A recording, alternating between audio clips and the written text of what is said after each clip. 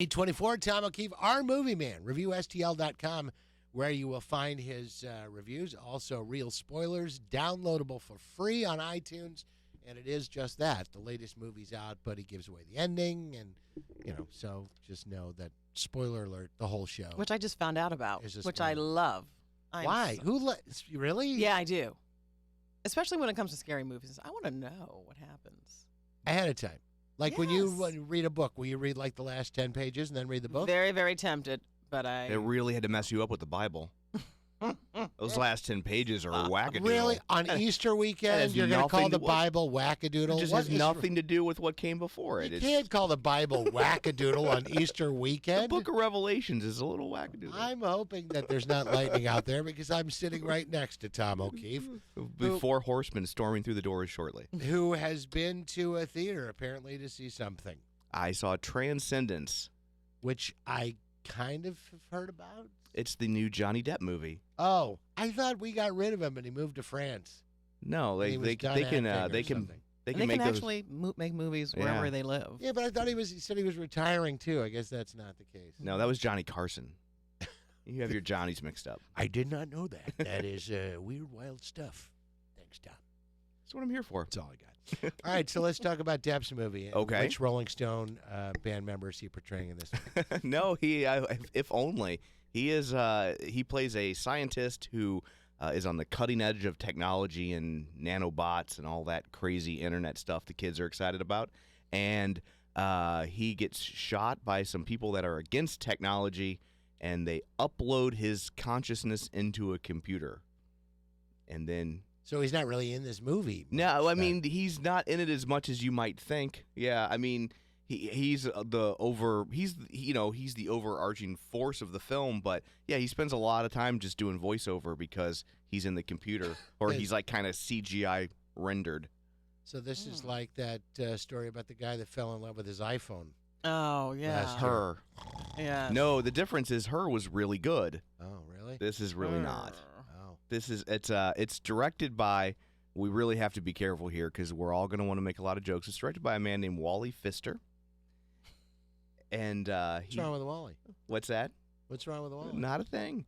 And Wally Pfister was is best known as Christopher Nolan's kind of go-to cinematographer. Okay. So he did Dark Knight Rises. He did Inception. So he can really make a good-looking movie. And what you have here is a good-looking M. Night Shyamalan movie. It just gets kind of ridiculous, and I don't want to give away the ending here. Yes, you do. We know what she's rooting for, but the problem is that as the movie progresses, when you find out, like when you get to the climax of the film, what's revealed kind of undermines everything that comes before it. Like when you really stop and think about it, you're like, well, wait, well then why would you have done anything the way you've been doing it? And it makes no sense. And it's just, it's a very frustrating film. It's very slow.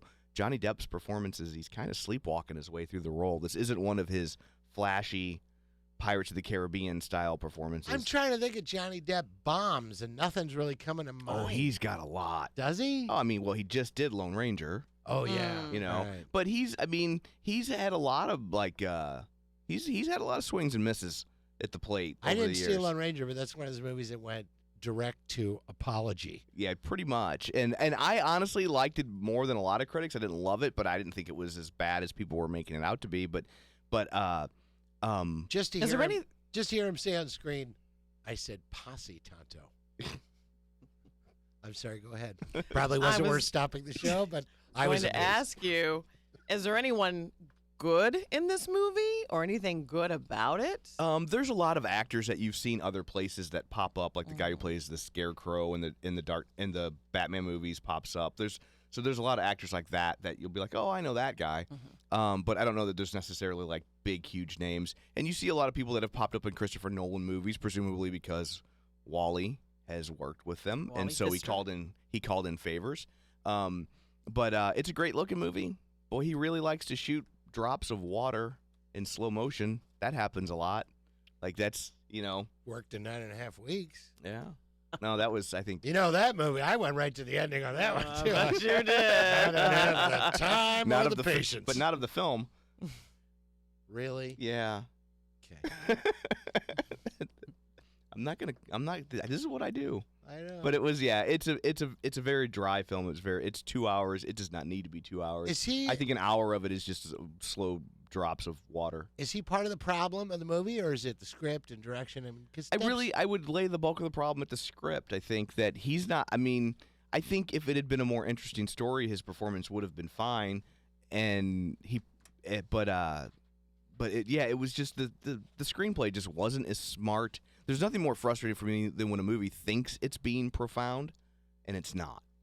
And so, like Meatballs. Right. Yeah. Yeah. You weren't saying that when Ivan Reitman was on the phone last week. Well, the third Meatballs. I don't think he yeah. was involved in that one. Yeah. That we'll accept. But yeah, it thinks it's making a lot of very smart statements. Yeah, statements, commentaries on our relationship with technology, but it really is not. Falls flat. And that gets very frustrating. Plus, it's very slow and just not. But it looks good. You mentioned Shamalama Ding Dong. He wasn't actually involved in No, this. he was not. I just it kind of reminded me.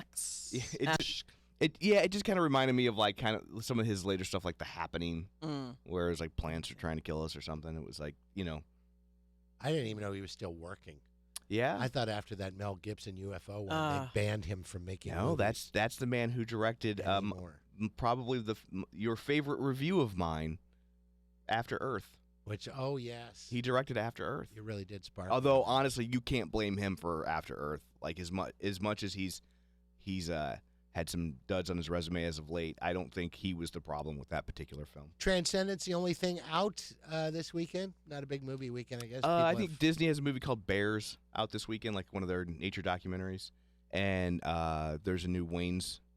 I don't know if it's all the Wayne's brothers or what can't be all of them, because it would just be like 45 minutes of them just walking by the screen. Yeah, there's so many, but there's I think it's Marlon Wayans has a Haunted House 2, right, which I did not see. Well, he's pretty funny. I like him. Documentary I saw last night. Finally got around to it. Have you seen The Bridge? Oh, documentary about all the people that jump off the Golden I saw that Gate Bridge. It came out about 5 or 6 years ago. Yeah, it's slow, but you're just watching people really jump off the Golden Gate Bridge. Yeah. They're not reenactments or anything, and it's not gory. It's kind of haunting. Though. Yeah, it's but it very is. haunting. Yeah, it's a fascinating film. Just how that's a full-time job. Yeah, watching them jump and think, I wonder what station they worked on. So you always give us a movie that we should see that we haven't. Well, we actually kind of touched on it. I was going to recommend Her. You like to make fun of it as the movie where the guy falls in love with his iPhone, but that's a really good movie. It's directed by Spike Jonze and stars Joaquin Phoenix, and Scarlett Johansson is the voice of the operating system that he falls in love with. And I found it really fascinating how they're kind of similar in that they want you to believe that these computers are kind of coming alive and becoming, sentient. And I really want to go back and revisit Her to try to figure out why it worked so well in that movie, and I just couldn't buy into it at all in this movie. It just seemed silly. I would never take issue with you, except for when I see you. But for the technology gone a little funny, right? I'm going to have to go Silent Running with Bruce Dern. I love that movie. Did you see that film? You know what? I have not seen that movie. Really? Yeah. He's alone in a space station and has no friends, so he builds... No wonder you like this movie. It resonates with you. He builds these robots that become his friends, and it's a cool movie. You sure you're not thinking of Mystery Science Theater 3000? No, he's in a space station, builds robots that become his friends. It's a little different than that. Is it? Okay. No. Have you seen it? No. How old was this movie? Late it's probably like 75. 70s. Nobody plays a wackier person than Bruce Dern. Yeah. That is true. I gotta say. So that's my choice of the technology gone awry. So Transcendence, not one to see. I would not recommend you it. would say. Tom O'Keefe, go to reviewstl.com for all of his reviews.